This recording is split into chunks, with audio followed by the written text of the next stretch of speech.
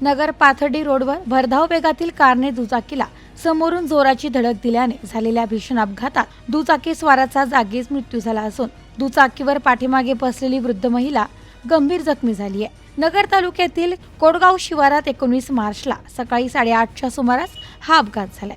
या अपघातात अशोक मारुती देशमुख वय 53 हे मयत झाले आहेत, तर आसराबाई साहेबराव ठुबे या गंभीर जखमी झाल्या आहेत। याबाबत मयत अशोक देशमुख यांचा मुलगा विशाल अशोक देशमुख याने नगर तालुका पोलीस ठाण्यात दिलेल्या फिर्यादीवरून किया कंपनीच्या कारचा चालक गोटीराम लक्ष्मण गारडे याच्या विरुद्ध अपघाताचा गुन्हा दाखल करण्यात आलाय। मयत व जखमी हे दुचाकीवर नगरहून पाथर्डीच्या दिशेने जात असताना कोडगाव शिवारात गजानन हॉटेल समोर पाथर्डीकडून भरधाव वेगात नगरकडे येणाऱ्या किया कंपनीच्या कारने त्यांच्या दुचाकीला समोरून जोराची धडक दिली।